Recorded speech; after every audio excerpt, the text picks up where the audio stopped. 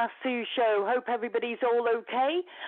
As you all know, I'm in Blackpool in the UK, and it's actually sun shining in the UK again. Yes, it's Friday, the weekend's coming, so that could all change, but beautiful blue sky here in the UK. As you all know, we've done many animal advocate shows from literally all over the world, and today we're literally talking about an incident that's happened in Austin in Texas. Now, as you know, we've done many shows with regards to dogs shot by the police. Can I just say something before we start the show? We're not against the police. This is not a show that is going out there to literally bombard with the police and, or, tar all police forces with the same brush.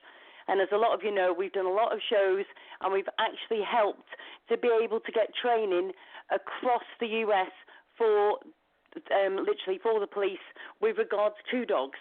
Now, this hasn't gone to every single state, but I do know that Texas has been covered by this. We have got Kristen Hoffman, who will be calling into the show probably in about 20 minutes, half an hour. And then during the end of the show, we're going to be having Jim Crosby onto the show, who a lot of you have known from shows prior, who literally goes and checks out dogs, how they've been shot and everything, and actually works with the police as well. Amazing stories he's got and seen himself. So I'm literally going to bring onto the show the actual owner of the lovely buddy that got shot by the police in Austin, Texas. Hi, how are you doing? Hello, greetings from Austin, Texas. How are you guys? Absolutely brilliant. Thank you, firstly, for coming on to the show. I know I actually spoke to you very briefly the other day, and I know you've been bombarded with phone calls and messages and the lot. So can you just want to start by telling us who you are and what's actually, how you got Buddy, and sort of start the story?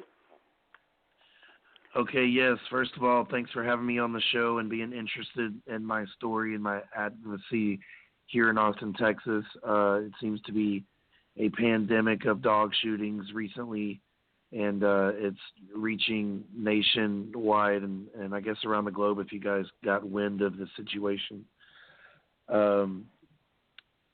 I guess I'll start from the beginning of how I met my dog. My dog's name is Buddy.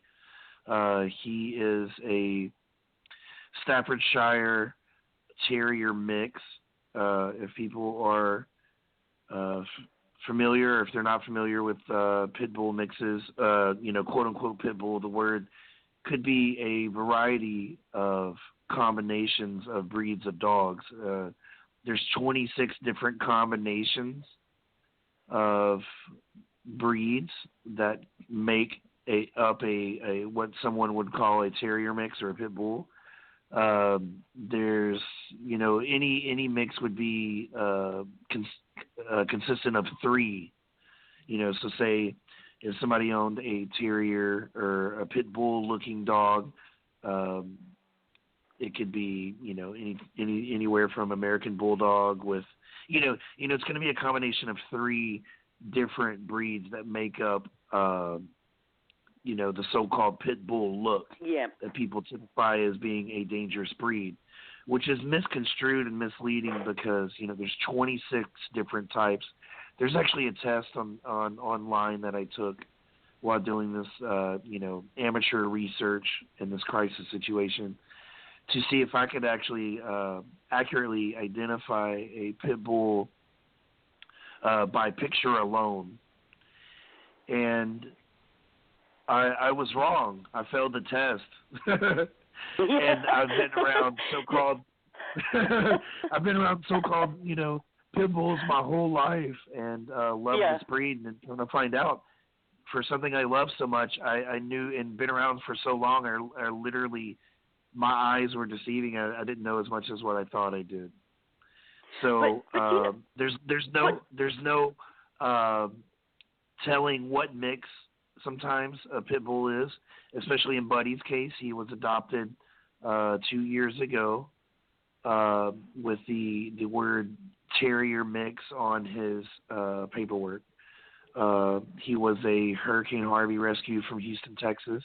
That we had a natural disaster here in Texas, and I wanted to reach out to Austin Pets Alive. They were remote setting up shelters in Houston, which is 2 hours away, and saving thousands of animals. And so I had reached out to them via internet and scrolled through some pages, and I saw his cute face, and I was instantly in love, and I did the paperwork, and I adopted him. Oh, bless you. Now, do you know what? Can I just say, I think I'd be right in saying that most of us, I mean, we're in the UK, so we can't have pit bulls, okay, in the UK, but, and I think that's the UK's loss, just for the record, but anyway. But, do you know, I think I'd be right in saying most people, if they actually did the test and had to pick a picture of which one was a pit bull, I don't think, because of the nonsense that surrounds pit bulls, that not many people would actually know. And that even goes to animal people themselves, you know, even the ones that are literally coming to rescue the dogs and everything. I think there's such a broad spectrum with them now, a lot of people don't actually know what the pit bull's supposed to look like.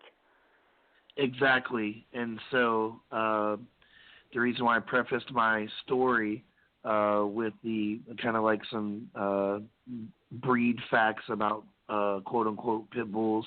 And I say quote-unquote because we use the word pit bull because the pit bull the word is basically an umbrella for these 26 different documented, should I say, combinations of so the propaganda revolving, you know, the combinations of these breeds that people call pit bull is that the supposed or alleged attacks, and there's some real attacks as well, but the numbers are definitely gassed up and padded because these people that just put these numbers to these dogs use that pit bull name as an umbrella when really actually they're not actually accurately pinning the statistics to the proper breeds or the proper combinations. Yeah. So a lot of times they don't even know what mix the dog is, but since it looks quote unquote bulldogish or pit bullish, all the alleged incidents are just tacked on that breed. When a lot of mutt mixes out there aren't even considered a Staffordshire Terrier mix, and sometimes aren't even considered a pit bull, but they are very similar. And so the U.S. national statistics are inconclusive, is what I'm saying. If I can't even trace the genealogy of my one dog to see how purebred he is, I'm pretty sure that just with one specimen, it's inconclusive to try to specifically trace the genealogy of all these dogs and all the incidents and come up to a real canine behavioral thesis on aggression by Staffordshire Terrier mix. Yeah. So obviously, it's still very raw of what's happened to Buddy, and I literally I can't thank you enough for coming on the show and talking about it. But what actually happened on the day then of actually the incident? What actually happened? Last Friday. Approximately 5:50 p.m. U.S. time, Central U.S. time. I let my dog out in from what I thought was a secure fenced area. It had been secure for 2 years without incident or without escape. I let him out like I always do, and he sunbathes like a human being in a lawn chair. It's really actually quite funny and entertaining. But he sunbathes in a lawn chair, and when he's done, he comes to the glass, and I let him in, and I feed him and water him before I go to work because I work nights here. It's a routine we've done for 2 years. This time, I guess it didn't work out, and I didn't notice that he had escaped the yard. I mean, I guess some dogs can be escape artists. He wasn't a digger. We didn't find any holes. He wasn't a jumper or a climber because he had a bad back leg. We still haven't figured out how he escaped the fenced-in area. We've inspected it several times, me and my family. But, you know, that's either here or there. He got out somehow, and a call was made. I don't have the proper or the exact time because the police report and the body cam footage hasn't been released yet. There's a 911 call placed approximately between the time I let him out till the dispatch time of 6:01 p.m. So in a matter of about 9 minutes, he managed to get bored in the backyard, escape somehow, meander his way to the front of my, here we call it apartments. It's like a bungalow, condo.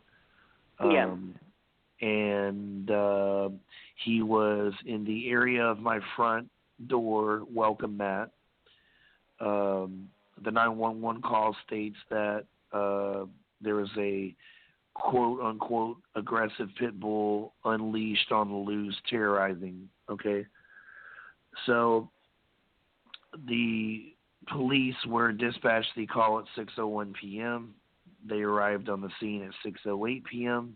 because where I live on Riverside, 6 p.m. on a Friday is pretty busy and hectic, I guess, for police departments, and they were nearby, coincidentally. By 6:09, he was shot in the face 10 feet from my front door. Those are the facts. I have speculations, and I have character testimony for his character that he's not aggressive. And, you know, I also have cross-examinations from the stories because the time is that he lapsed from, should I say, dispatch to discharge of the firearm was really rapid. I didn't have a chance to save his life because by the time I noticed he was out the back gate, I run out the back gate and look over, and then I run back through the house to the front instead of running around to save time. And by the time I went through my front door, he was already shot. So I would say I noticed he was missing around, I don't know, it took 3 minutes for that to develop because I had to put my shoes on.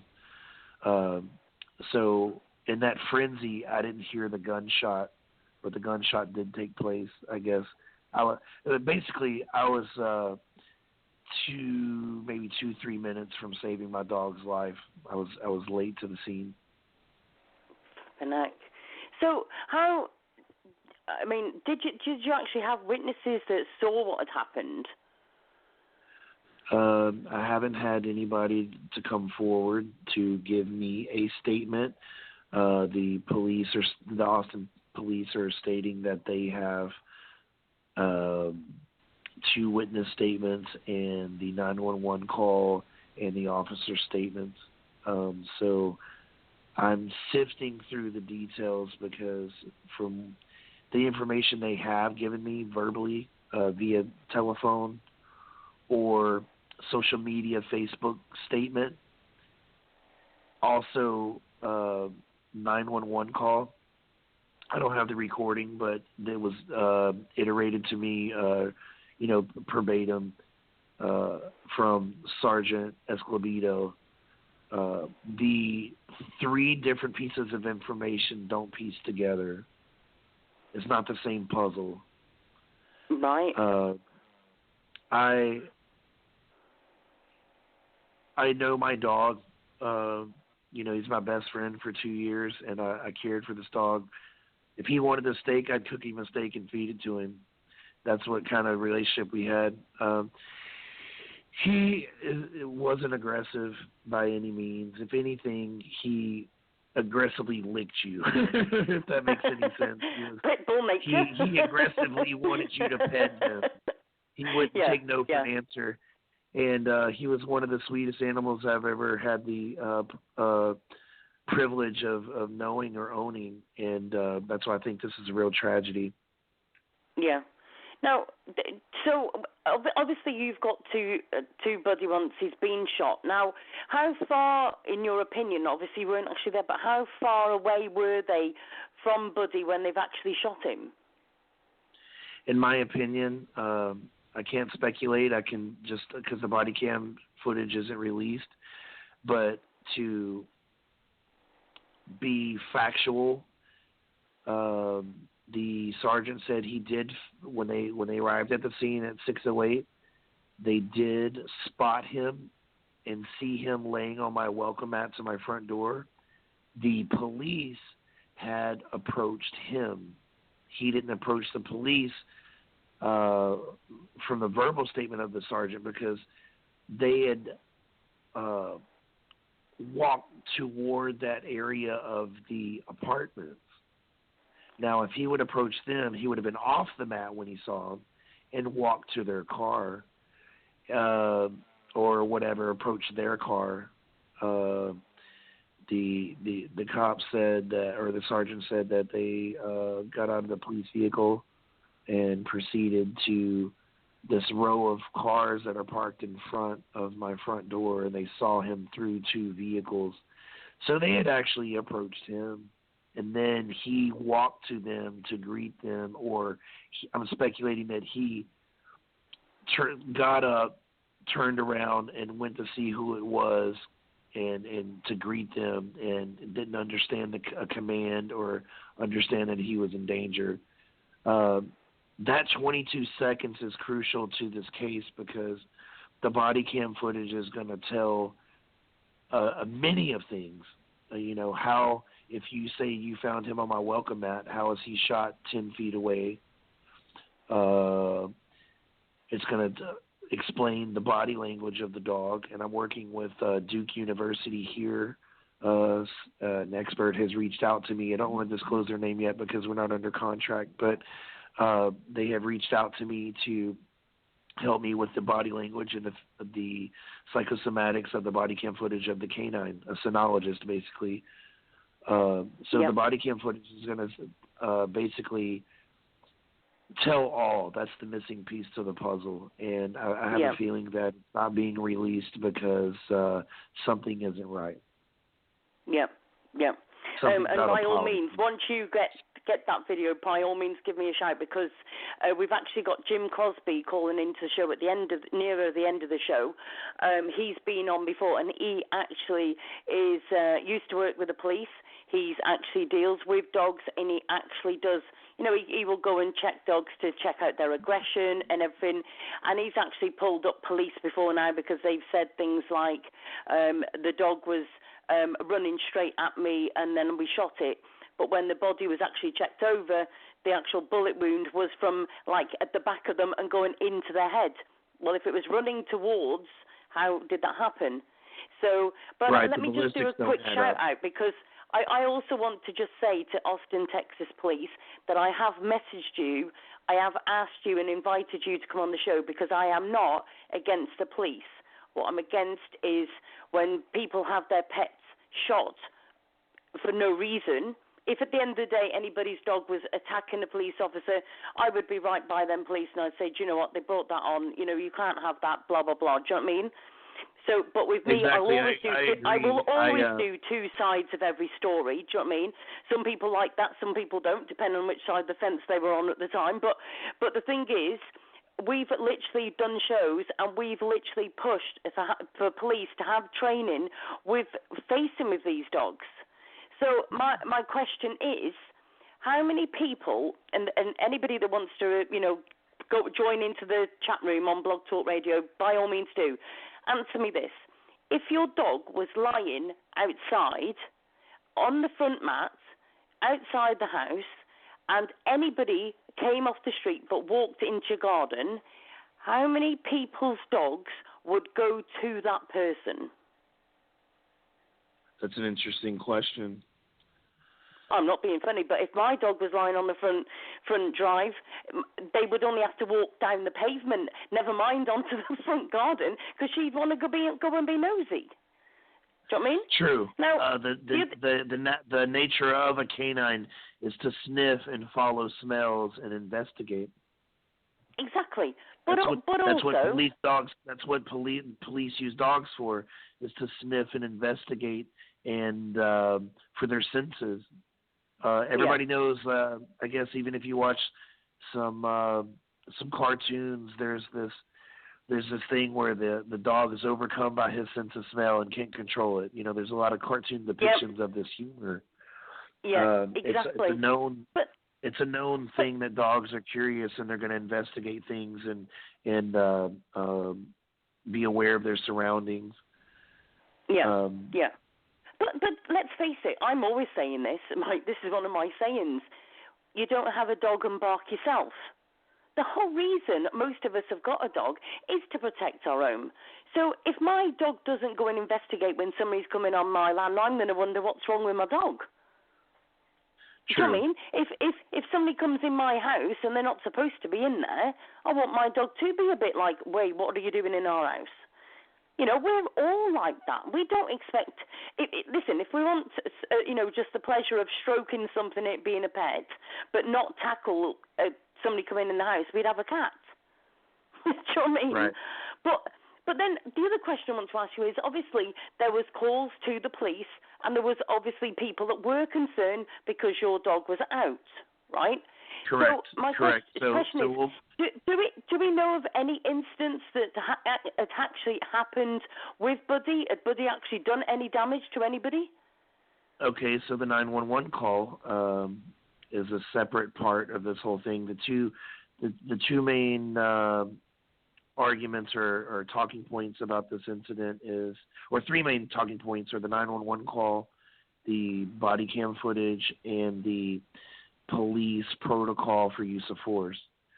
So we've covered the body cam footage and how important it is. So we'll move on to the 911 call. So the 911 call can basically be deconstructed three different ways. The person said there was a quote unquote pit bull, quote unquote an aggressive pit bull chasing people. Okay, that's in so many words.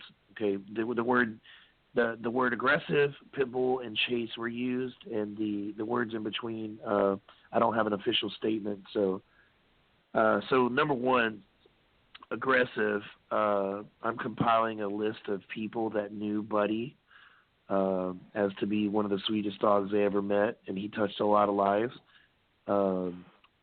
Family, friends, dog sitters, acquaintances, everybody's come out of the woodworks literally in tears because they know how sweet of an animal this dog was. So he never showed any signs of aggression. He only showed signs of curiosity and excitement, and he liked to sniff a whole lot. And if he ever barked, he would just have a one bark go, and that would be it. He wasn't even a barky dog. Yeah. He rarely barked. I mean, I could go a week without hearing him bark, maybe 2 weeks. So that's the part about the aggressive part. It's kind of like the debunking part. Part two would be pit bull. The word pit bull used in the call. Okay, so the 911 caller or complainant is not a cynologist or a dog breed expert. They're not a canine expert. I highly doubt that. So for them to say that there's an aggressive breed, a pit bull, is really a broad general description that definitely could be false because they're not a breed expert or cynologist. Because there's 26 different combinations, as I stated before, and yeah. So part three is that they use the word chase. Okay, well, if Buddy was chasing these complainants, are they faster? They outran him? No, they're not fast enough to outrun a dog. Humans can't outrun dogs. Yeah. So they didn't outrun the dog, which means he chased you and caught you. Okay, so if he caught you, What did he do after that? There was no injury report, no dog bite, no dog scratch, no dog bark. The dog didn't bark him down or jump on him. The dog never touched him. So basically, the word chase can be debunked as in using the word he followed you. Yeah. He followed you, and when he got close enough, he sniffed you, and that was it. He never chased anybody aggressively because he would outran them down, and if dogs want to run you down and bite you, they do. There's hundreds of dog bite videos that will prove that. So the word chase was loosely used by this caller because, first of all, he didn't chase you because he would have caught you, and if he was aggressive, like you state, he would have bit you, scratched you, knocked you down, jump on you, grab, what he would have done something and no physical contact was made.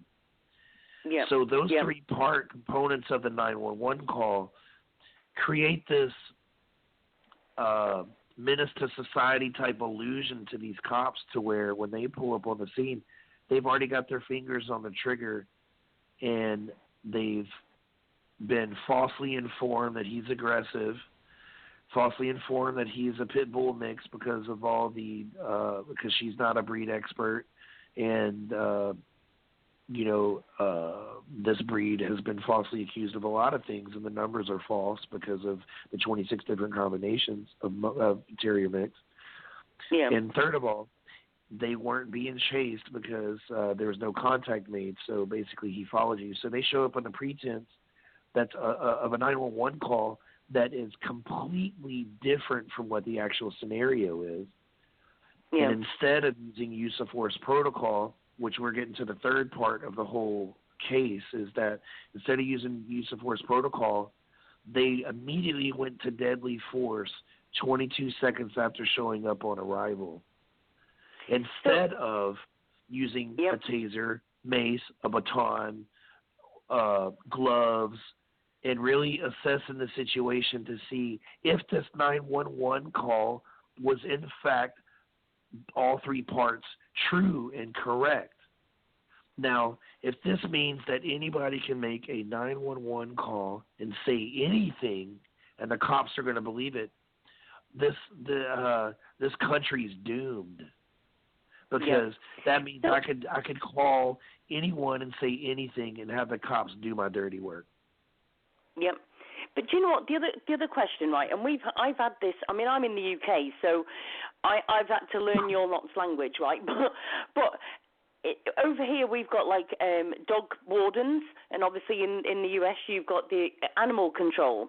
So my question to you is, why, yet again, and we've heard this on other stories that we've done with regard to dogs being shot by police, we have a 911 call go to the police about a dog, right?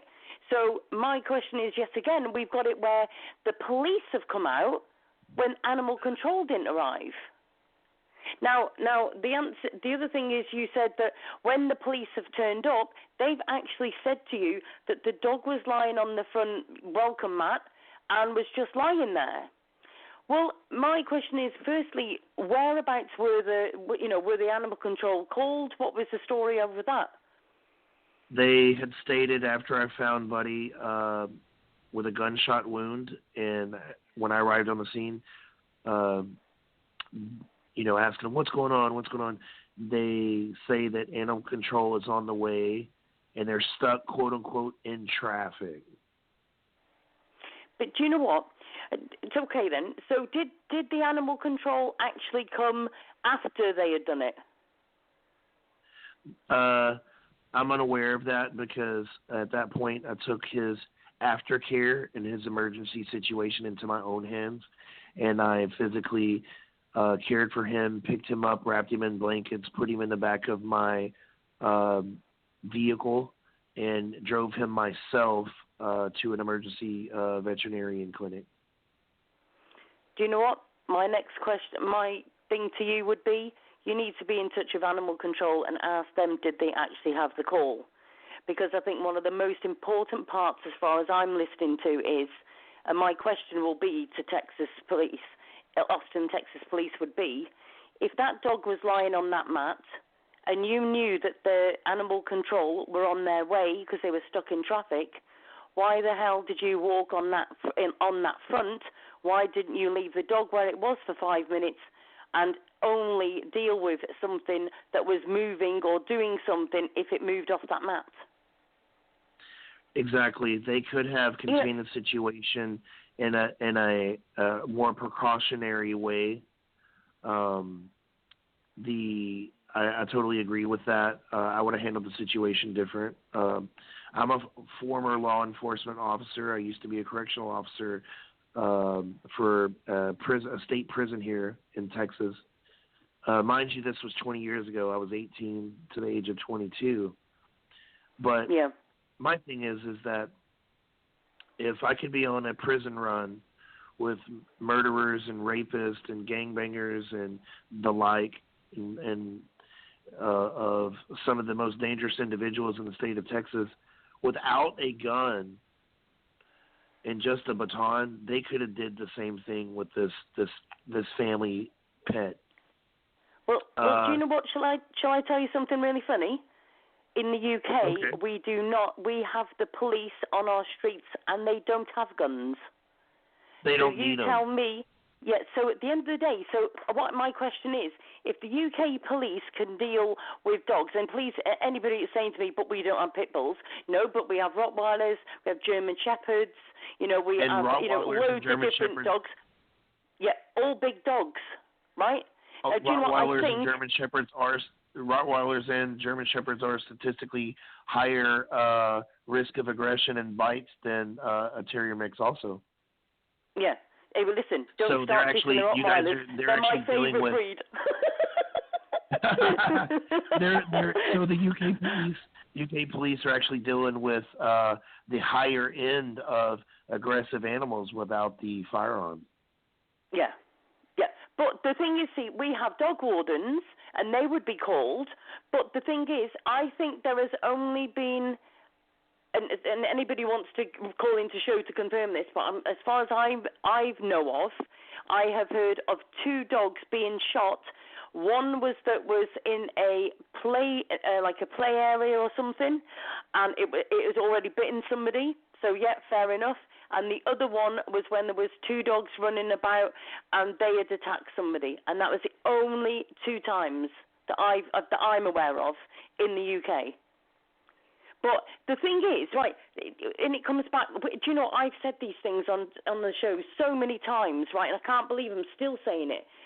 Why on earth have we got a police officer in a uniform who is literally got a dog that's, but, I mean, to be fair, I've got the police officer here to be able to say this is what happened or whatever, and I'm not knocking what you're saying, but let's just say that the dog has walked towards and it has come at him or whatever. Well, hold on a minute. We've got human beings that literally come at police officers every single day. So does that mean we just gun them down too? Do you know what I mean? There's a lot of about this and other dog situations or family pet situations, and in the U.S. it even extends to economically challenged or racially diverse human beings. Cops or the police here are militarized ever since 9/11, and they basically treat and handle situations here with civilians as if it was domestic warfare.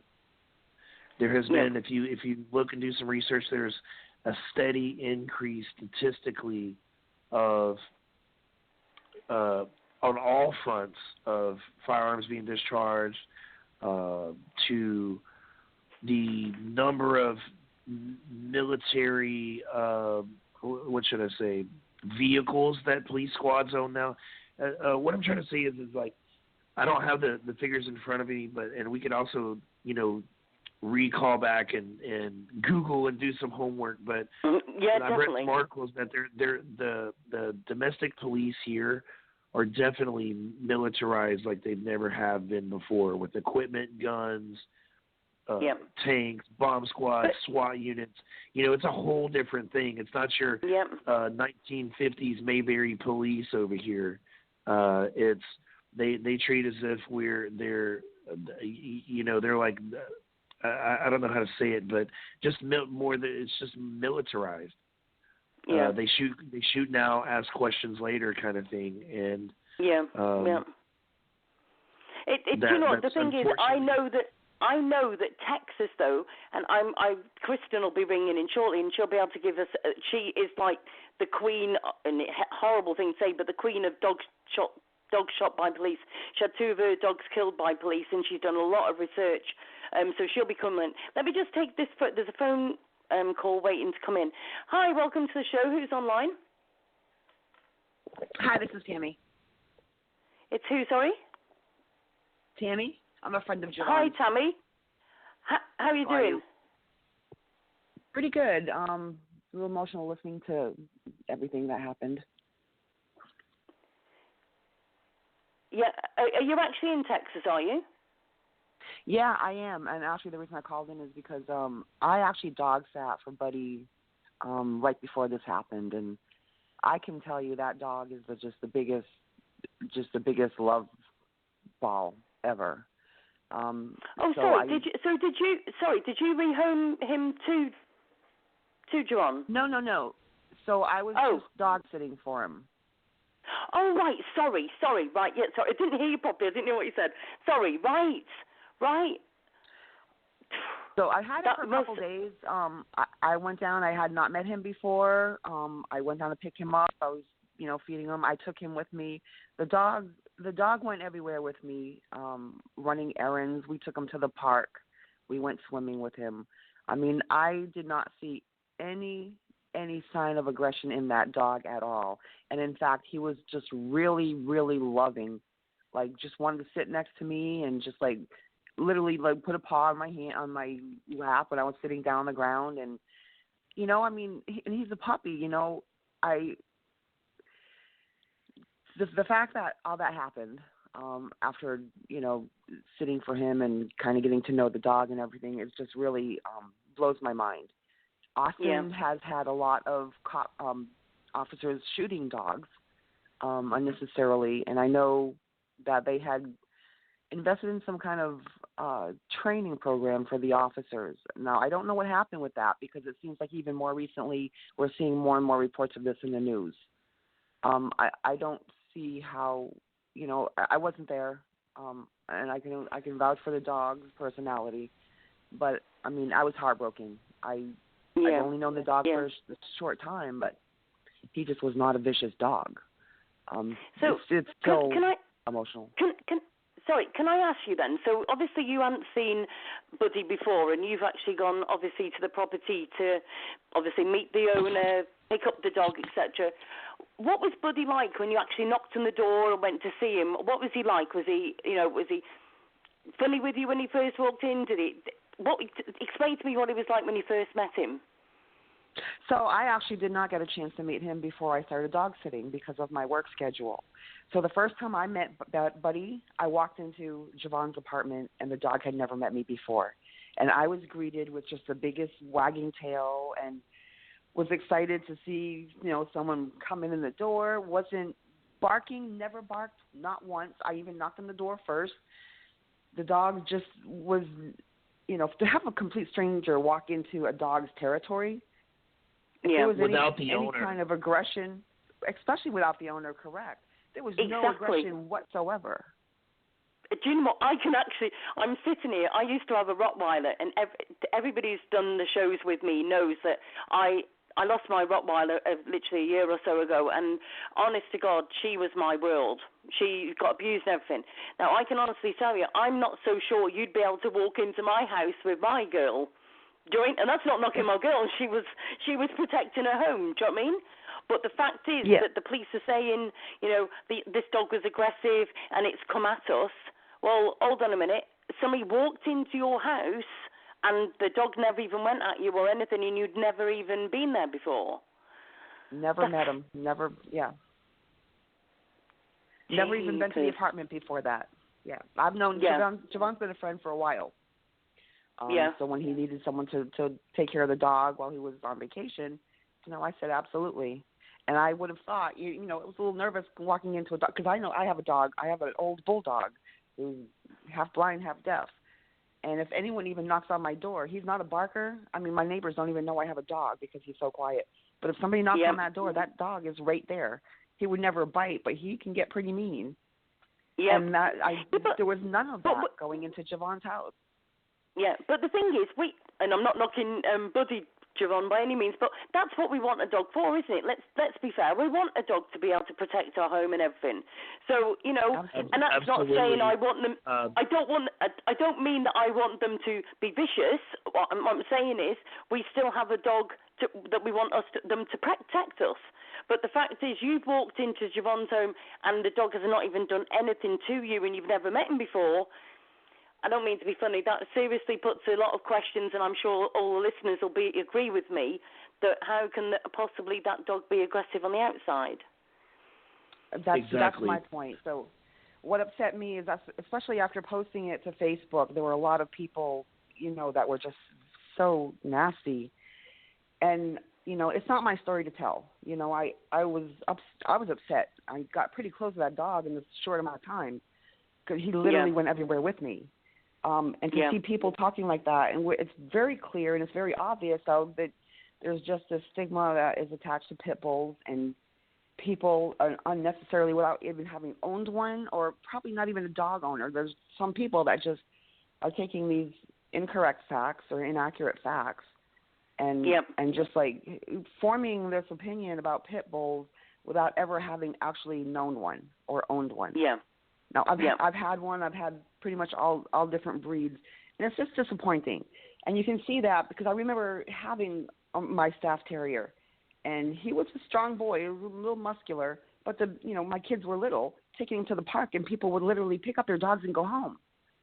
Yeah. And they didn't know my dog, and just the nastiness that I saw on there, that was upsetting. I mean, the whole situation's upsetting. It was only 36 hours after I left and Jevon came home that this happened. Really? So let me just say to anybody who's just joining the show, so let's just go, we need to just repeat over this aspect. So you literally within the last week have actually looked after the same dog that they're saying that is aggressive, and you walked into his property, never met the dog before, and you were just welcomed with open paws, as they would say. Absolutely. Yeah. I was. He was. I mean, I would even sit with him because I, have to go home at night, and I'd sit with him for about 30 minutes to get him settled in, and he would just sit down on the floor and right by my leg and just be there. I mean, he was in my car. We went to the park. We were on the trails with women pushing babies in baby carriages. We were swimming with some grown-ups and some kids. I mean, if there was nothing, there was absolutely nothing. He's a very excitable puppy. I don't know how old he is, but he seems like a puppy, and he's got the puppy mentality. He's just so excited to see people, and I don't know if that can be misunderstood. And I just can't picture that. I just can't picture that scene from the officer's perspective. And again, I don't have anything against police officers, and I know that they have to protect, but there is a difference between a dog charging at you to hurt you and a puppy or a dog wanting to come up and just be curious. And I think that the problem here is that these officers are not trained to recognize a difference in that. And because they're not, these dogs are getting shot. And it's not just happen. It doesn't happen once in a while anymore. This is a recurring thing that happens very frequently. Yeah. Yeah. How many dogs have actually been shot that you two are aware of recently? Oh, actually, I think there was just one in April right down the street from Jevon's house. Another one. Really? That's an interesting statistic I would like to Google. Also, I do know that some previous dog incidents where they had been shot, they're not releasing the details as well. There's one that happened a couple of weeks ago that they haven't released the breed or the body weight of the dog. I think that there's a lot of smoke and mirrors going on with the dog owners trying to obtain these incident reports and the body cam footage from these shootings. Legally, they're supposed to release the body cam footage to me in another 2 days. But we'll see, because it's under discretion of the police chief, and if it's still an open investigation, then they will withhold that. That request for the body cam footage can be denied. The thing about it is that I can go to Open Records request and put my request for these things I should be allowed to read, but they can, at their discretion, police chief's discretion, only let me know what he wants me to know, basically. So he approves what information they'll release to me or not, which means that if your police department from head to toe had conducted an investigation and it was decided that a bullet was discharge was warranted to stop the aggression of this quote-unquote pit bull, then it should be open, closed case. But since, now that it's still open and they won't release these certain documents or the footage, leads me to believe that there's something to hide. The 22 seconds of the body cam footage is definitely the most important missing link to this whole puzzle. I've put this puzzle together in my head over and over all day long, all night long, obsessing over the facts and picking apart these stories and really getting to the bottom of this, because, like I said, I wasn't there when it happened. I had missed the whole incident by 3 minutes, and when I ran out my front door from my bathroom, I found them all standing around him. That shows in the depiction of the driveway. But the body cam footage is the crucial part to this case, and since it's an open investigation, they haven't released these items. Why is it still open if they follow protocol? Why is it still being investigated? To kind of put it in perspective, the Facebook post has 15,000 shares. It reached the UK. It reached you guys. It's got 8,700 comments. The video after that has 16,000 shares, and it's growing. I'm getting anywhere from 1,000 to 2,000 shares a day. 1,500 comments a day. It's kind of died down the past day or two and lost a little bit of momentum, but it is reaching Canada, New Jersey, nationwide here, really, Brazil, and the UK. Through that viral activity of these posts, Austin Police Department felt it was necessary to release a public press release or a social media press release on Facebook about the incident. I had only made a couple of phone calls to the sergeant, and once I had spoken to him, we had a very cordial conversation, and he had let me know some details verbally that aren't in their official press release, and I'm trying to see if his verbal statement matches the incident report that I've yet to obtain. Point being is that I haven't made an official complaint against the Austin Police Department or filed any grievances. The social media presence alone has obligated them to start the public awareness or to start the press releases themselves. At this point, I do want to make it clear to all the listeners and anybody that has tuned in. I've posted nothing but factual information via internet, via social media, via Facebook, or via Instagram. Everything I've stated, I've placed no blame because I don't know for sure what happened. I didn't witness it, and I'm not going to post any opinions about the incident until I see the body cam footage. That 22 seconds on that camera is going to tell everything. And from knowing this dog for 2 years and being his owner, and for being a major part of my life every day and spending hours watching his behavior and training him. I know that his death will be redeemed, and that the facts will come out, and so I'm waiting for the body cam footage to start the grievance process, or to start the legal matters. And they, that's, if they release it and I see that, then I can start the legal matters. But if they don't release the body cam footage, then I know it's for a reason, and then I have to start the legal process or due process anyway. Yeah. But yeah. I did want to make it known to the listeners, or whoever's on Facebook or social media or Instagram, or whoever's out there in the world, that I have only posted facts of what they have told me in the original post, or in the petition, or in the GoFundMe, or in the comment sections. I have only posted the facts of what the police have iterated to me. And those facts, if there's still questions, means that something doesn't add up. Yeah. And the missing link is the body cam footage. Yeah. Let me just very quickly read out the Austin Police Department statement. The Austin Police Department is aware of a dog shooting incident that is circulating social media. We want to share the facts of how this call came in and emphasize that APD officers never want to be in a situation to hurt an animal.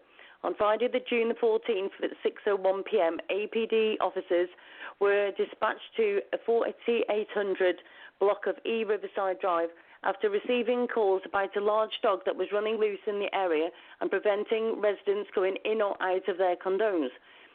2 officers arrived on the scene. The first officer went to grab the dog leash from the back of the car, and the second officer canvassed the area, making contact with the initial complainant. The dog got up and ran aggressively towards the officer and complainant at a fast pace. The officer fired 1 round, incapacitating the dog. Witnesses were present, and the officer apologized for having to shoot the dog, but felt he acted accordingly with what would keep the complainant and himself safe. After a few minutes, the dog owners came outside and claimed their dog. Officers advised that the owners of what had transpired. Animal control was en route to assist the animal, and officers provided the owners with information to the closest animal hospital in case they wanted to personally transport dog for treatment. Medical attention was sought by the owners, but the dog's owner ultimately decided to put the dog down. The officers' chain of command reviewed the incident and found the officer acted within policy. While it is unfortunate this incident took place, the officer... Hold on a minute. Let me move down. The officer acted accordingly to protect himself and others around him. That's an interesting statement. How can an agency investigate themselves? That's the real irony of this whole statement here. Exactly. Well, we've investigated ourselves, and we found ourselves not guilty. Yes. That's the most absurd statement that I think I've ever read. Also, to deconstruct this official statement, here in one of those parts, it says that upon arrival, one officer tried to get the leash out of the back of the car. The other one tried to contain the dog and then talk to the complainant.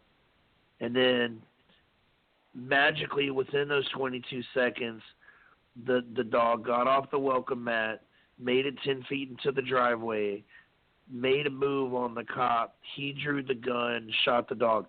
Now, mind you, all this happened in 22 seconds. Okay, so when you drive up in a vehicle to some apartments, first of all, you get there, you put the car in park, you take the keys out of the ignition, you open the door, you get out, you close the door, you walk. That alone takes about 10 seconds. So they're telling me in a 12-second period they had time to look for a leash, to talk to a witness, and then pull the gun, then get a quote-unquote charge, then discharge the weapon. That happened in 12 seconds, and you've covered a distance of about 40 or 50 feet from where his car was parked? I don't think so. But I also, how on earth do you judge a dog and everything within 20-odd seconds? Exactly. So even if, 22 seconds, he's Flash Gordon and he can run that fast and get there, they approached my canine in his front space of his dwelling area. They approached him because they were parked 50 feet away. He didn't approach them. They approached him. Which, like I said before, why didn't they just give it 5 minutes? If they knew animal control was on their way and your dog's lying there not doing anything at that time, why did they need to go and approach him anyway? Why didn't you just give a few minutes? We've actually got another call coming in on the line. Let me just... Hi, welcome to the show. Hi, Sue. This is Kristen. Oh, is my angel. How are you doing, love? You okay? Good. How are you? Good. This is Kristen, everybody. Anybody who's listened to the show before will know that Kristen has been and helped me on many occasions with quite a few stories and shows, haven't we, Kristen, over dogs being shot by police? Oh, yeah. Now, just so everybody's... It has been a bit, actually. Isn't it funny? I was straight away, as soon as I bring my shows back on and we're back out there, it's straight away I literally get tagged in a post to tell me a dog's been shot by police, just so quickly. But just to let people know, obviously, Kristen, very quickly, just let people know that, obviously you actually dealt with the same scenario with yourself with your own 2 dogs, didn't you? Yes. So back in April of 2012, 2 of my dogs were shot by a police officer. They actually shot one dog, and they claimed the bullet passed through her and shot my other dog, killing both of them. And at that time, there was very little information out about this, and I, tried Googling it. Nothing would come up. All you could find was stuff about dog bite attorneys, and it was really frustrating because I couldn't figure out what I was supposed to do. And so I did what the police told me, which in the end hurt me because I couldn't put a case together because essentially the things they told me to do destroyed the evidence. So I was put in a position where I felt like I couldn't do much to get justice for my dogs. And I didn't want anyone else to ever be put in that situation. So I went on a mission to find information and get information out in the world. And we found a few attorneys that had experience, found some expert witnesses, started joining victims together for support. And so now we have a pretty good, grassroots network of people, of attorneys, of advocates, of witnesses, of legislators, and all of that. And everyone works together trying to do what they can on a case-by-case basis. And that's about where we're at. Yeah. Now, am I right, Kristen, just remind me, because obviously you're into it and you've done so much research and you know how much respect I've got for you for how much you've done. But also we did cover, wasn't it Texas that got training for the police with the dogs and everything, wasn't there? Oh, yeah. I did, I think 6 months worth of records requests from all the police departments in Texas to help them with their case to get that legislation in place. And I think at the end of this year is when I need to do it again to see if the training is helping or not, like to compare the statistics of dog shootings there. And so that being said, I was curious because when I saw the statement from Austin PD, they didn't reference the training that they've had and implemented in this incident. So they didn't say, our training taught us to do this, this, and this, and we did it. That was never mentioned. So I'm really curious about that. I would like to know how long the police officer has been on the force. I have a lot of questions about the case. So I've been waiting to speak to the owner because there were some things I wanted to do to try to get some more information. But I think is that who, I'm sorry, I didn't hear the beginning of the show. So is that who was speaking? We've actually got Jevon. He's actually on the show with us. And also, hi, Jevon. And we've also got Buddy's dog sitter as well. And she was just saying that she literally had first met Buddy when she walked through the door when Jevon wasn't there because she was actually dog sitting. She'd never met Buddy before and walked straight into the house, and Buddy never even reacted. Yeah, I mean, that definitely says a lot. But other people can also not every argue dog's like that. A scared dog, sometimes will freak out, So I think that we really need to get the video, and I really want to stress to you, Jevon, that you really need to file a preservation of evidence request with the city because that video can disappear, it can get edited, all kinds of things can happen. It happens all the time. There was one department in Texas, they literally chopped out a part of the video before they turned it over. Other departments, they record over the video within a certain amount of time. They don't just leave it there forever. So it's really important to file that so that you can get your hands on it later. I've seen some departments try to leave their investigation open for years to try to make it so that the evidence is disposable, before you can request access to it. So there's just lots of little games that can be played, and so it's really important to protect yourself and file the proper paperwork early on. Thank you for that advice. That being said, I'm curious about why they're telling you it's up to the chief of police if you get to see it, because is that a new law? Because that's not what the law was when I was doing records requests. I could get anything I wanted. It's because it was under your state law. I could get anything I wanted. And the actual people involved in the incident have special access to the evidence. So, since you were part of the incident, you get a special right to access to it. So I'm looking to see if something has changed recently because that would be disappointing if it has. Do you know what? I was told that basically, for me to reiterate, I was told on the phone by the Open Records office, the lady that answered the phone had told me that I can file formal requests for these items or these documents, but it's up to approval, quote unquote, if I actually receive the body cam footage now, because it is, quote unquote, still an open investigation. Okay, so they can protect it under an open investigation, and they sometimes will use that to try to prevent you access. Now, that being said, if they're already releasing reports,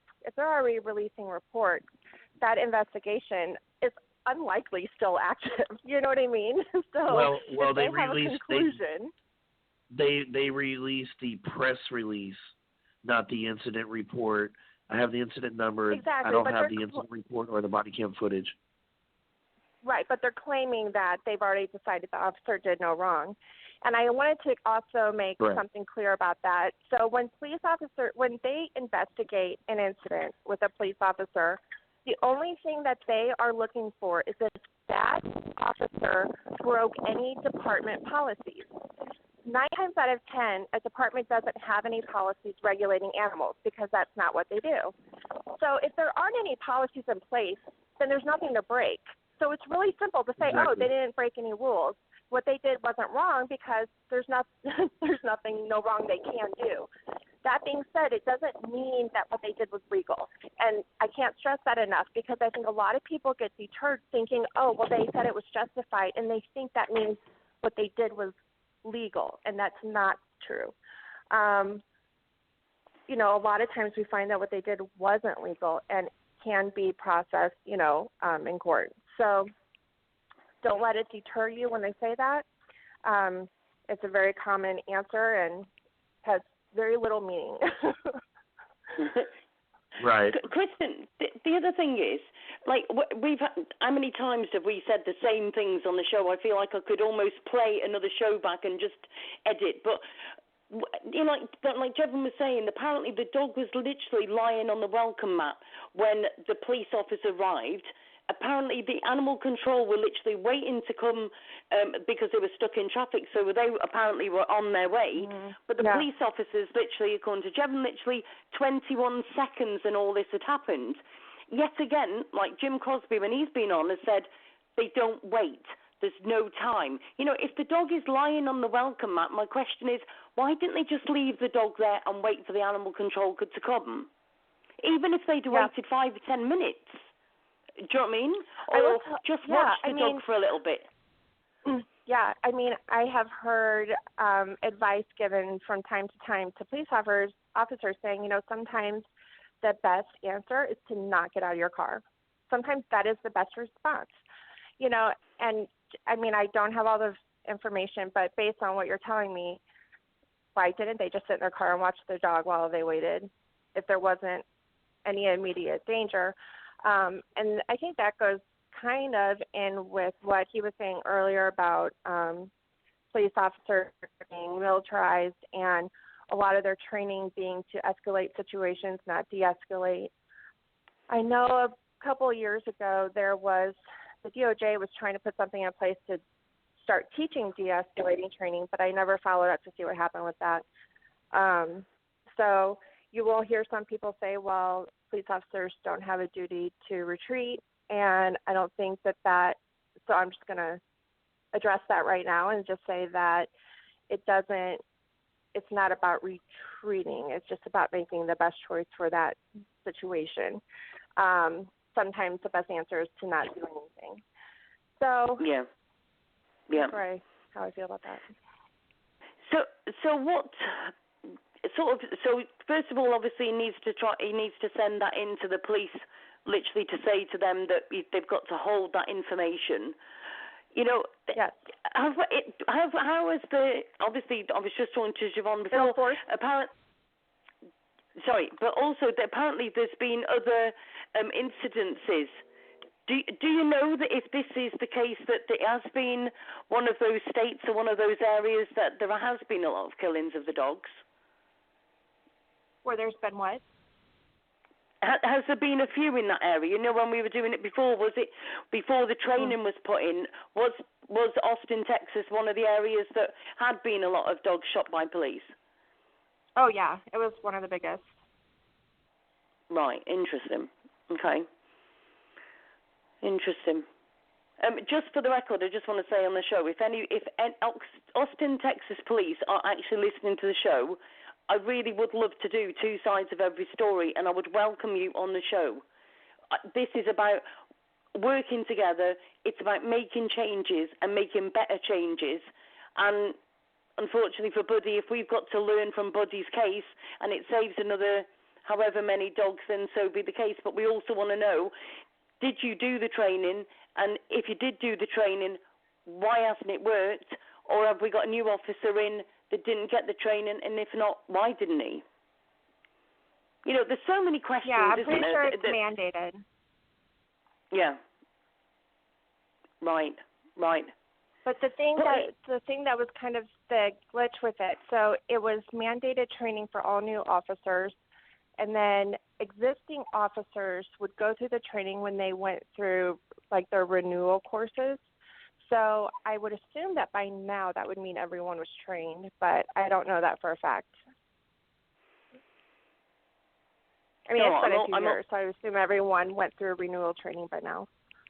Yeah. John, I'm almost tempted to call them from the show, actually, and just say, excuse me, have you got 5 minutes? That would be hilarious. Imagine. You know my mind so well, Kristen, because I'm actually thinking, right, do you know what? Beat the bullet and all that, as they literally do say. But so how? Jevon, how have the police actually been with you? Have they been quite good when you've rung up? Have they answered questions? Have they been quite forthcoming with everything? At the time of incident, they basically would not explain what happened. I asked them over and over, and I guess the officer that shot the dog finally had to answer and say, quote unquote, he lunged at me. I had a feeling they looked around like they didn't have their stories straight. They didn't want to make a statement then right at the incident. Later on, when I actually got my phone calls returned by Sergeant Escobedo, he was professional on the phone. But it did take 4 days for them to call me back. Mm-hmm. That's horrific, isn't it? I don't mean to be funny. That really is horrific. You've just had your dog shot, and it's taken 4 dogs to call you back. 4 days to call you back. From the time of incident to when he called, 4 days. That was on a Friday. He called me back on a Tuesday. Mm. I don't think it's just the police that need training as far as being on the streets and shooting the dogs. I think they actually need training about the whole thing, don't they? Do you know what I mean? Because... absolutely. Do you know what I mean? And it's frustrating because they're told not to say anything, by their attorneys, and they're not even supposed to say they're sorry, which I think is actually counterproductive because I think showing compassion goes a long way. It's when you're dismissive and you act like it was a thing and not a living being and emotionally important to you. You know what I mean? Like it's that crassness and it's saying you dispatched a dog. No, you killed. It was killing, and using these words to dissociate with the situation, that causes more harm. It causes harm to the, and it's just insult to injury, and they're actually making it worse.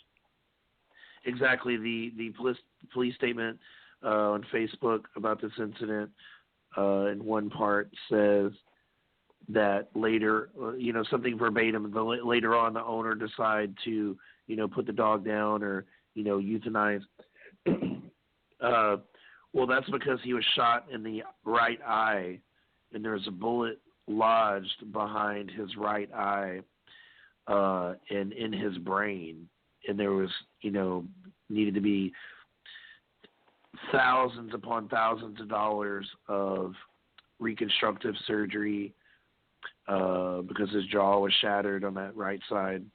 Also, to take the rest of the eye and clean the socket out, and then also to dislodge the bullet inside of his brain.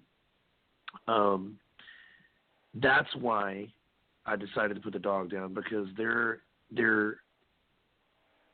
inflicted wound upon the dog was the cause of his.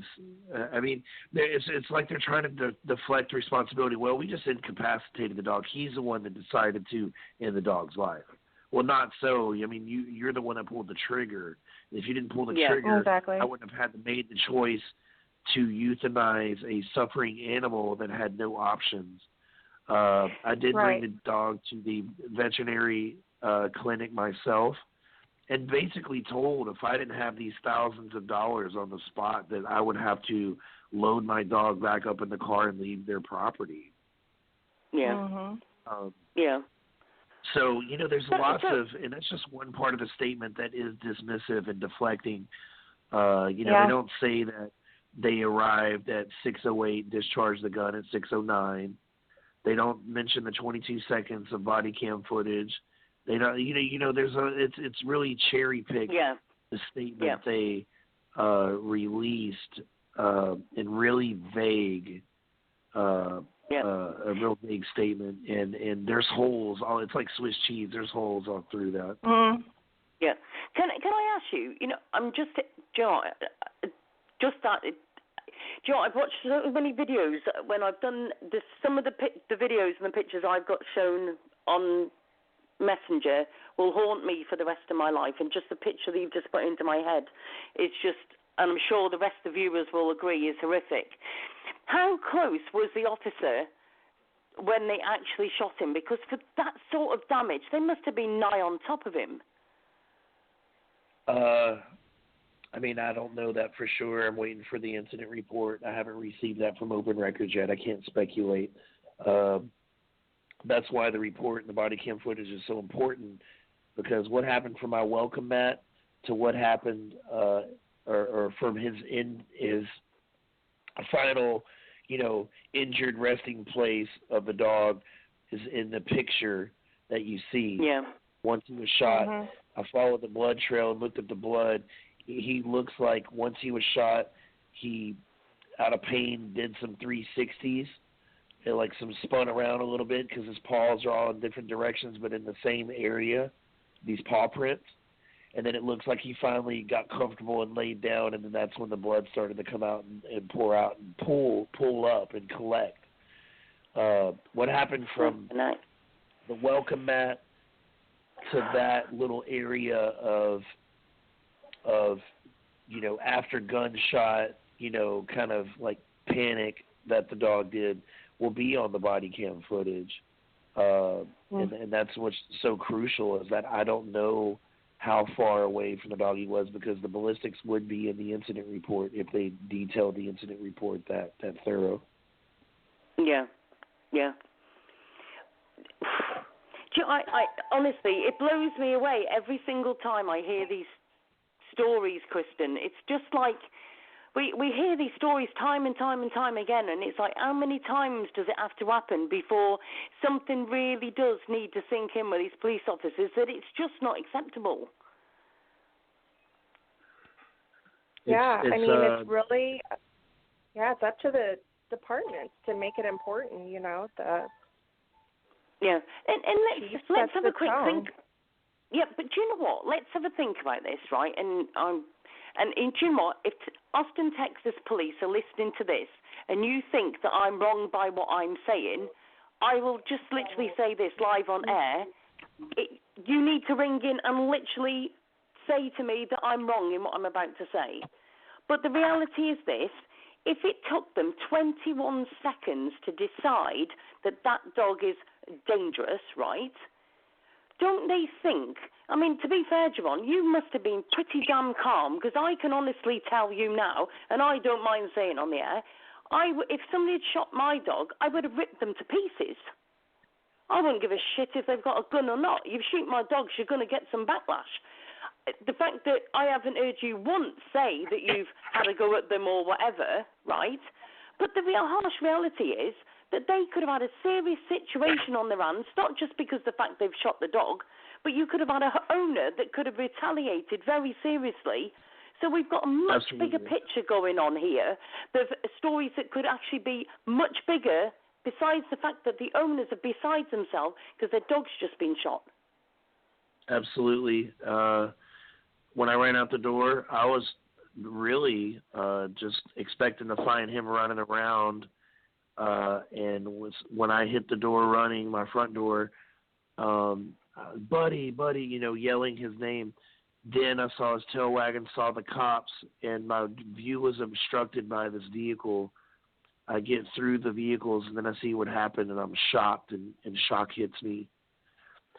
He hears me say his name, and my dog looks at me, and then that's when I notice he had been shot in the face when he looks at me. Hold on. At that moment... Did you just say to me, just stop for a minute, did you just say your dog's tail was wagging? Yes. Do you know what? This is what gets me. Do people not get this? You know, even though that all that's just happened to that dog, the dog's tail is wagging. And he was in a laid position like he always does. Like if I was to, when I'm cooking bacon in the kitchen, he lays in that position that you see him in that picture with his back legs to the side like that, waiting for treats is what he does. And he lays with his legs to the side like that because he has a bad back leg. So nothing about that picture that I took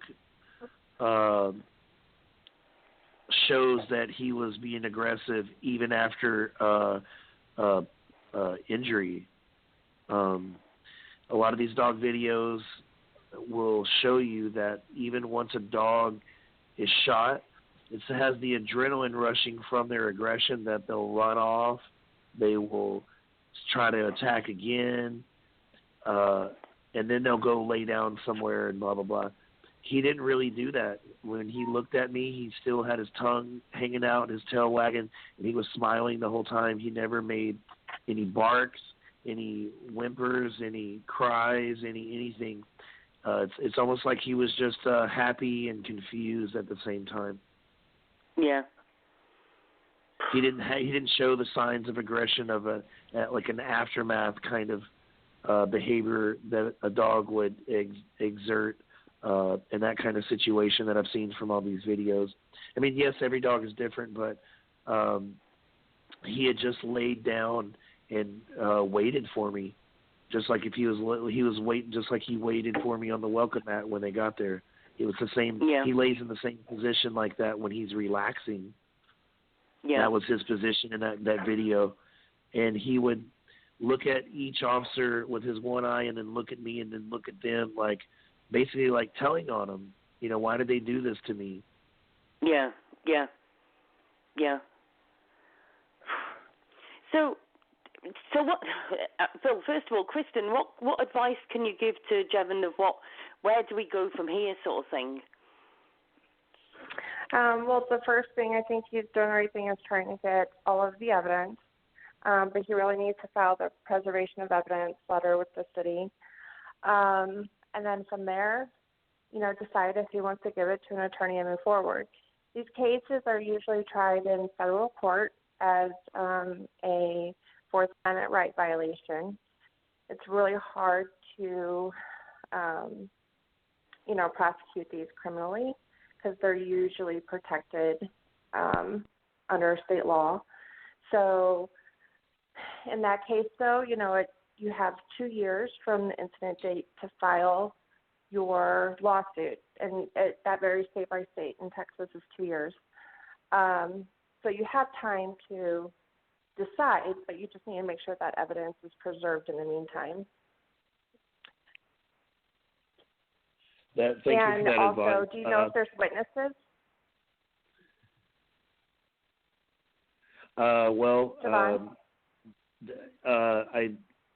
I think there's 2 witnesses. I've been trying to contact them. I'm actually going to construct and make a type of leaflet to attach to the doors in this complex that would have on the front doors that would have been in view of the incident. I'm not going to leaflet the other side of the apartments, but in the general area of this incident, I'm going to leaflet the doors, and I'm working on that right now. And ask if anyone has cameras. Ask them if they have cameras exactly. to see if anyone caught on camera. See if they'll come forward, make a statement, if they saw anything, or if they have any information about these incidents. Basically, in the past 6 days, since the post went viral, I've been bombarded with information and messages and phone calls. It's just been a real task to juggle all the different parts of this process at the same time. So definitely this weekend, I know the tenants will be home because most of the people that live here are Monday through Friday. I'm going to leaflet the doors and see if I can't get some more information and dig up some more facts, and then sure. I'll be making some public statements coming up here real soon, either Monday or Tuesday. I didn't make any TV statements or yet official statements or press releases. All 4 news stations are interested and they're waiting for my approval. I wanted to get the facts straight, and I wanted to give the police department a chance to grant me these documents and the body cam footage within their Texas law says they have 10 days. I wanted to give them, of course we have to follow the law. So right on the 10th day, I will be at that office requesting this information, and I'll go from there. I wanted to get all the facts and all the paperwork that's allotted to me first before I decide to make my official statement on TV. Yeah. Great. But Jevon, we literally, with the Asu show, if you need to do another show, we'd love to do another follow-up show with you, and especially as soon as you get that video out, from them. I'm quite blown away that it's yet another dog. But Kristen also was speaking to Jevon, and he was saying that literally, and the dog sitter, that apparently there was another dog shooting probably about a month or so ago. So I really am I heard that. I'm quite keen to speak to Austin, Texas Police, because obviously if there is another one, and if there's anybody else listening to the show that's actually had their dog shot by Austin, Texas Police previously, or you've seen something yourself by this, by all means, you can give me an email, askshow@gmail.com. Obviously we'll pass anything on to Jevon that's needed, but also we'll be doing a follow-up show as well. So, hey, Jevon, if you want help with any of that, I can help you with filing any of the paperwork you want to file. And then if there's any issues getting the evidence, after the investigation is over, if you feel like it's redacted or there's information missing, I can help you file a complaint with the Attorney General's office, and they'll make sure you get it. Okay, and you are located here in Texas, correct? No, I'm in St. Louis, Missouri, actually. All of this can be done online, though. So when I did records requests in Texas for that legislation, there were, sometimes the departments don't follow the records laws in Texas, so you had to file a complaint with the Attorney General to make them comply, and the Attorney General's office will make them comply. So it's all online or mail. I will PM you and be in your inbox, and I do appreciate the concerns, the condolences, and the activism from you and from you guys from this radio station. And this is definitely a pandemic of violence in this country that needs to be addressed. A lot of people or naysayers on social media were saying things like, well, we got bigger problems in America, and we got this and this and this, and what about this and this, and trying to be some kind of barometer of social problems and prioritize them. Well, they're all problems. They're just different ones. And dog shootings are a symptom of the militarization of police in this country. It's just a symptom. The other symptoms are, shooting a guy wearing a hoodie that put his hands up, and he, there's the trigger happiness of these cops nationwide is on the rise, and this is just a symptom of that main problem. I gotta stay in my lane with what my situation is with the dog shooting, because that's what I'm going through, and I can use this as a platform to raise awareness and to make some kind of change. But it's not to discredit the other injustices that are being put forth by police nationwide. It's just I have to stay in my lane and use this as a platform. But I do thank you guys for helping me raise awareness with this blog talk and reaching out to me, and actually, thank you guys for loving pit bulls and loving dogs as much as I do. It's definitely a kind of like a tight community.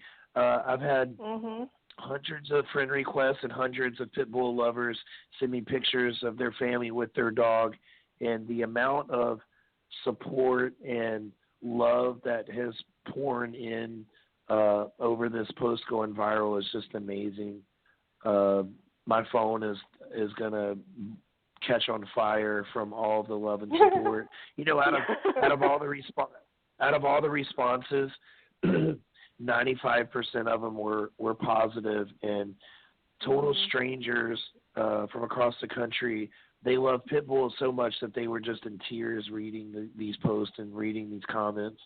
And, the other 5% are, that bottom 5% of society that wants to jump to conclusions and place blame. There's been a couple hundred comments out of 8,700 out of 8,700 comments. There's been, about 100 or so that had tried to, place blame on me, and the cop was just doing his job, and, I should have had my fence secure, and I'm an irresponsible owner, and I was probably drunk or high doing something in the house, and I was a neglectful, irresponsible owner. And I just want to make it clear before I get off this blog talk, or before I disconnect, I want to make it clear that I was a good home for this dog. I saved his life from euthanasia. I had met and went through the proper channels to adopt this animal through Austin Pets Alive, through a very extensive pre-screening process.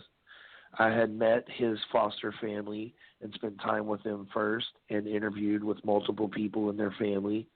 I did the everything I was supposed to do. And when I got this dog, I had trained him to be the nicest, sweetest dog that anybody could meet, because I have children.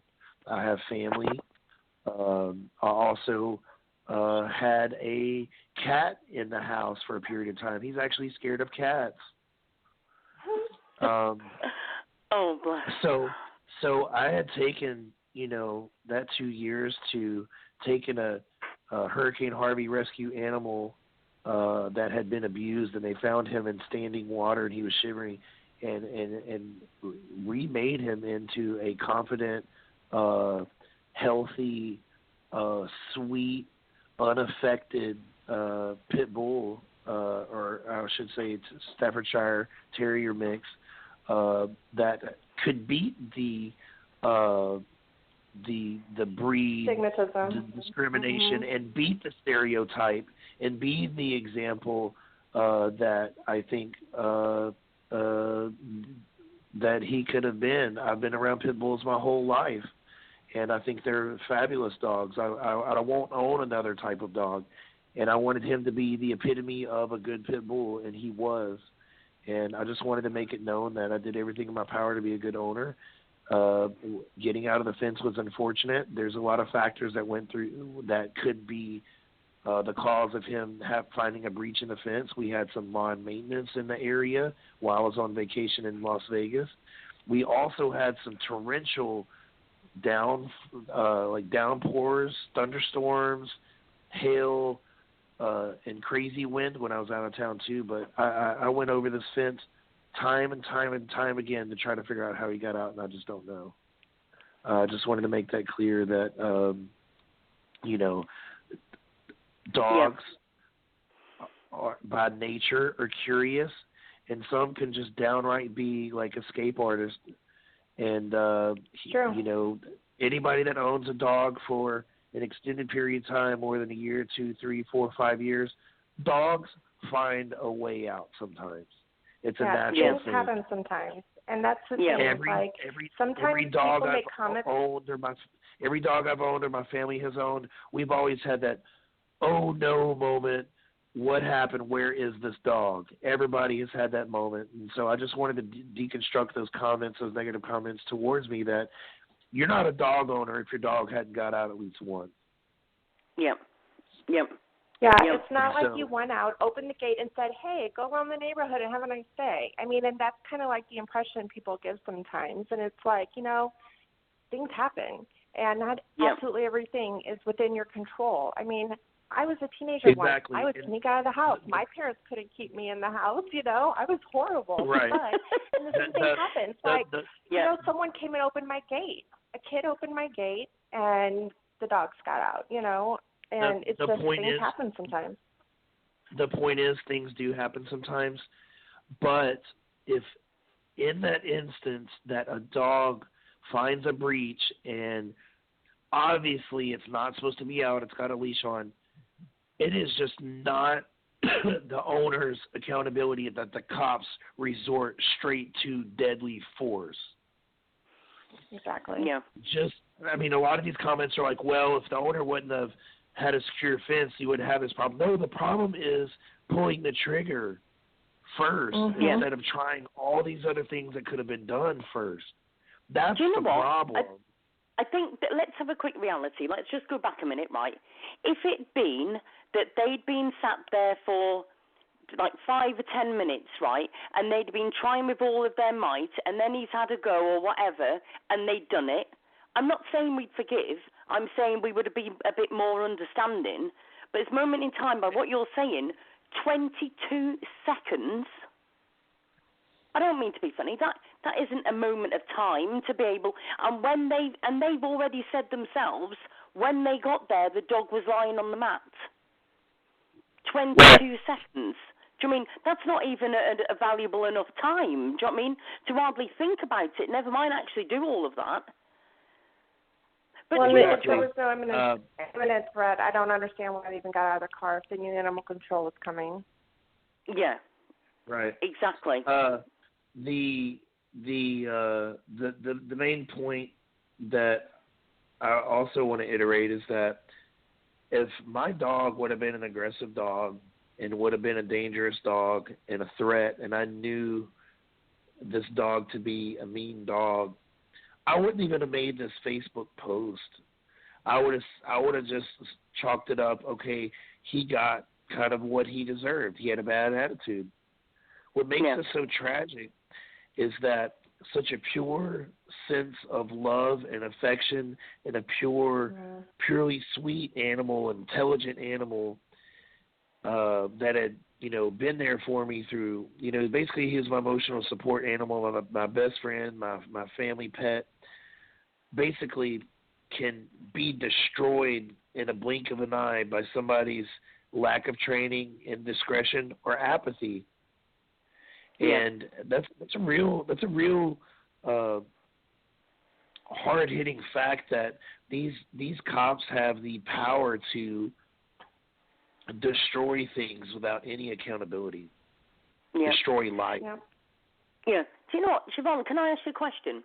Before this happened, right, did it ever enter your head that if your dog got out, the police could shoot your dog? Did it ever come into your mind that was ever a possibility? Do you mean I'm not in America, so like I said to you, our police haven't even got guns, right? So I wouldn't have thought. Okay, sorry. So to me, if my dog gets out, the worst thing that happened is that she's going to go and mess about with somebody else's dog, because at the moment she's in damn season and it's a pain in the ass. The other thing is she could get hit by a car. I haven't got the worry for me isn't that my dog's going to get shot by the police, okay? Now, but with you guys, is it because I think we need to get much more exposure about the fact that these dogs can be shot by police, because I don't think there's a lot of people, we're always saying about sharing the show, about getting out there, and Kristen, how much have we done trying to promote this? But then there's a lot of people that keep coming back to us and saying, but we didn't even know that this would happen. To tell you my personal perspective, I can only speak on me and my animal that's deceased. My total fear and stress from the time I realized he was out of the yard until I realized he had been shot, I thought he had been hit by a car in the parking lot. My whole thing was, I live on a busy street. I was running and frantic because I knew there's a lot of traffic and I didn't want him to get hit by a car. Even though I had trained him how to cross streets and do this stuff with me, because I'd take him walking. I mean, I never thought in a million years that he was this sweet of a dog that somebody would ever shoot him. Yeah. But I guess that's not the case. I never thought in a million years somebody would deem him aggressive enough to shoot him in the face. No, I didn't. Not even 1%. My 100% concern, as soon as my eyes got wide and realized he wasn't in the backyard, was of a car accident. Yeah. Yeah. Yeah. I never in a million years thought he would be shot. Yes, I do know that, people like to blame stuff on pit bulls, and they carry that stigma and that stereotype, and you have to train them to not be stereotypical. But I never thought in a million years that a cop would judge him or view him as aggressive enough to shoot him. No, I don't even. I never worried about that. Not because I'm unaware of dog shootings. I'm aware of dog shootings. I just never thought in a million years because I knew my dog and knew how sweet he was. Yeah. Yeah.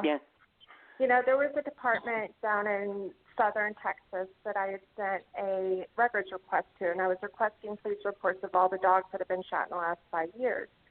And the chief of police called me, and he said, I have some questions about your records request, because at first he thought I meant like police canines, and I said no, like dogs, people's dogs. And he was like, oh, we don't shoot dogs. And I said, no pit bulls? And he was like, oh yeah, we shoot pit bulls. And I was like, those are dogs. In his mind, it was not the same thing. Good grief. Yeah.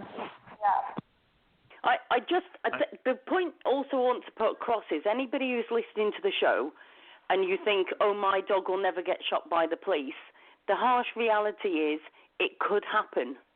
Don't ever say never. So, if you think that, oh, no, my dog's not aggressive, so it'll never be shot, I think Jevon is proven here right now that this can happen, and everybody needs to share the show so people can be aware. And we will be doing another follow-up show also, and I'll be asking Kristen very nicely, as well as Jim Crosby, who I think must be busy. He's got tied up somewhere. He was supposed to be calling in. But we'll be doing a follow-up show to advise people of what to do if your dog does get shot by the police. Because, to be fair, Kristen, when I first spoke to Jevon, the first thing I said to him after I've been trained by you guys is, if your dog's been shot, don't ever get the dog's body cremated or anything. You need to make sure that you get assessments on the dog and everything of how it's been shot and everything, because it's all part of your case, isn't it? Am I right in saying that? Oh, yeah. We've had necropsies totally disprove, incident reports where they said, oh, the dog was charging me, and the necropsy report showed the dog was shot running away. And it's very hard to get to people before the body is cremated. Sometimes it happens overnight. It's very hard to get to people that fast. And, however, in this case, I'm hoping that the video recording will be, good enough to hold its own. Yeah. Sometimes the angles are really bad. Sometimes it's like facing down and all you see are feet. You can't really be sure what the video caught. I kind of didn't have a choice in my situation because once they did euthanize the dog, I didn't have a place to keep it, because you have to keep it in the ice chest and keep it frozen until you can contact somebody to do the examination. That being on a Friday night, I didn't know how long that process would take. It was kind of like I was and that sometimes is difficult. We've found that sometimes the pet cemetery will hold the body, sometimes the vet's office, even sometimes universities will, but sometimes people just use their friend's ice box, like a big ice box, but it's not convenient, and it's usually very complicated to try to, preserve the remains until the necropsy can be done. So that is a known issue, unfortunately. Yeah. I did want to tell you guys.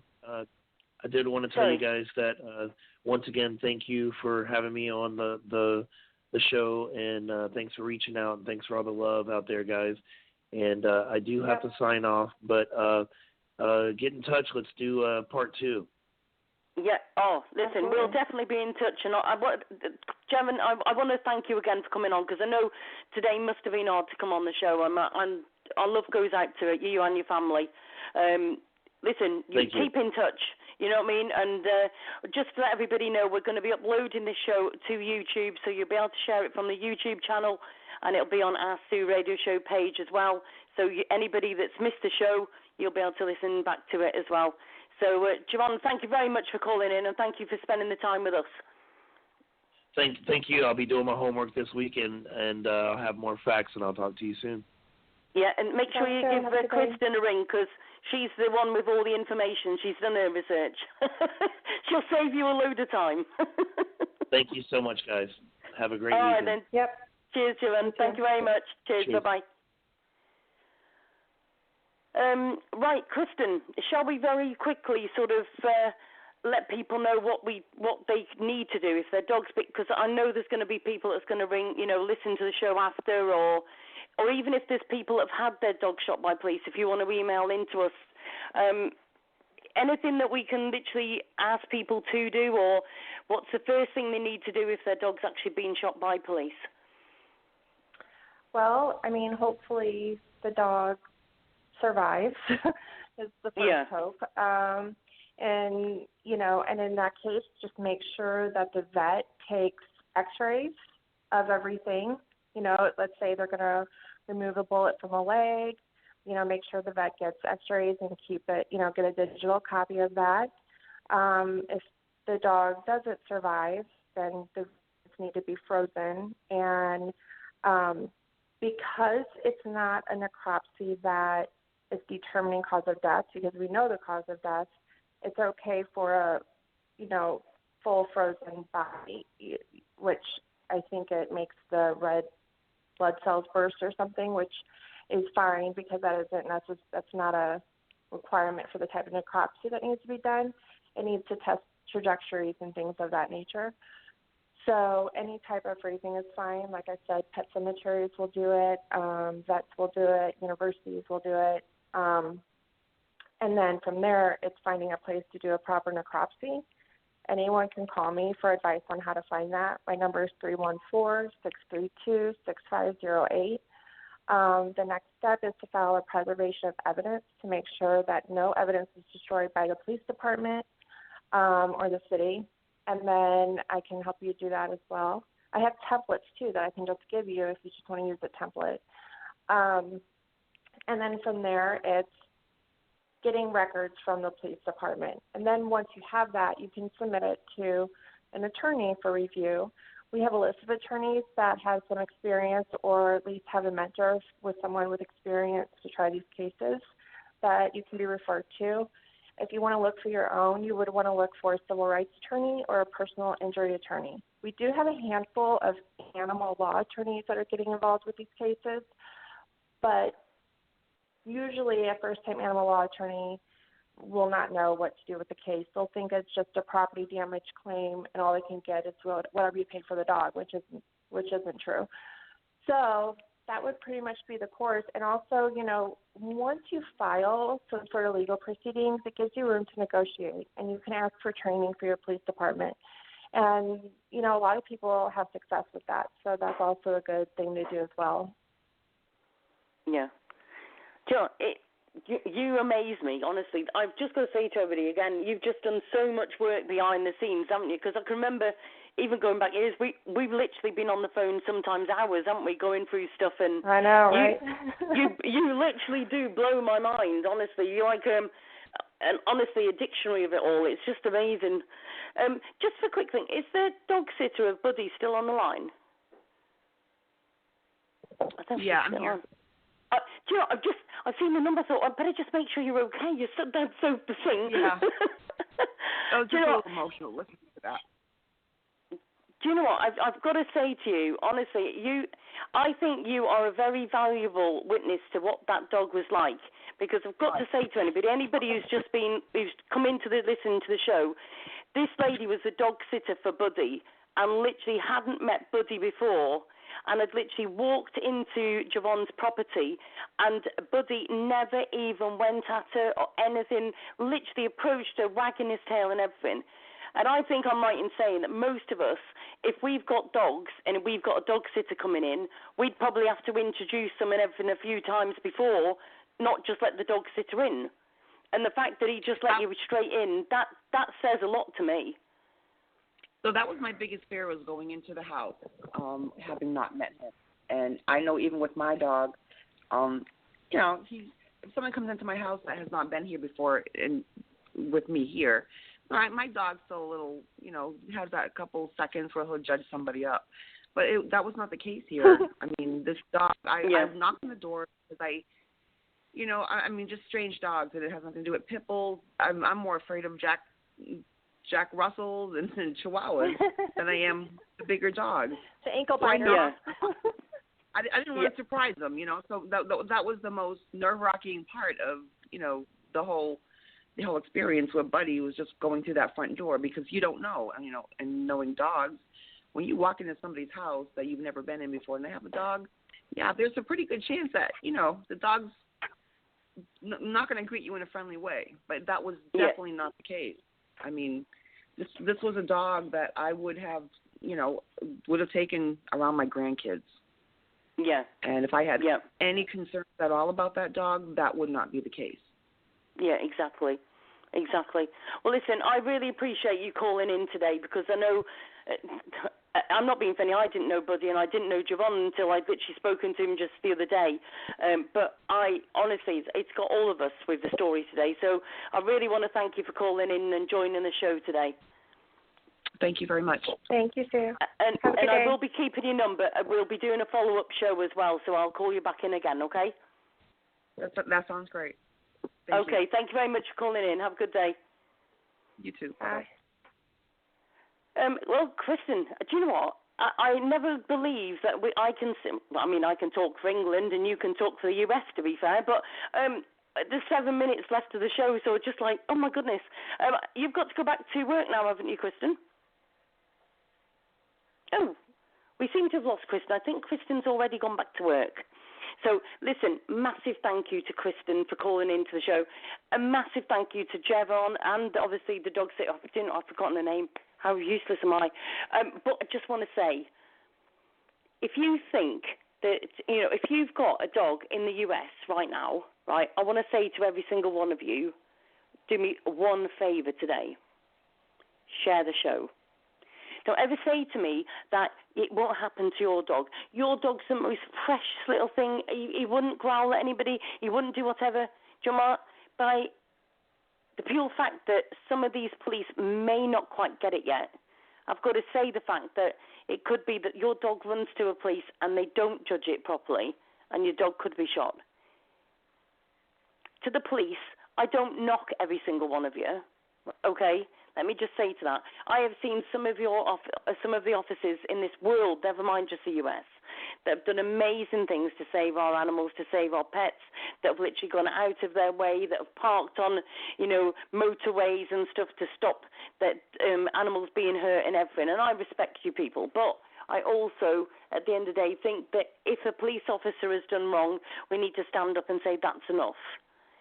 We need to get this training out there. And this isn't just about judging a dog, seeing a dog and then judging it. This is about making a difference. This is about you literally spending that little bit more time and judging the situation before boom with a gun. So I'll just ask all of you, please join the Ask Sue radio show page. That's on Facebook. Okay, that's Ask Sue Radio Show. That's www.facebook.com/Ask Sue Radio Show. Then I've got my website, www.asksue.co.uk. And just any other media that want to get in touch with me regarding wanting to use the show for quotes, etc., by all means, give me an email, hello@asksue.co.uk. That's hello@asksue.co.uk. We're going to be doing obviously another follow-up show following the dogs being shot by police. I think this is going to be, unfortunately, a recurring show. And also we've got the Animal Advocate show on Monday. And obviously that is literally going to be talking about various different animal advocate work that we're doing. And that can be exposure shows. It can be about dog shelters. It can be about certain dogs that we need in rescuing. By all means, have a look. We've also got the Ask Sue Radio Show group as well. So Ask Sue Radio Show group, and that's on Facebook. Please join up. We're literally posting about animals that need any help. And we need these posts shared and everything. At the moment, I've got 2,500 people on my page. I would love for everybody just to literally add 20 people. Imagine what we can do to make a difference. Really need to get it out there. And you guys have been absolutely awesome today. I want to thank everybody that's been in touch with me, everybody that's emailed, all the people that have shared, the people that have joined me on the show. But also thank you to people that literally tagged me in that post on the first day and shared it to me in my messenger saying, Sue, can you cover this story?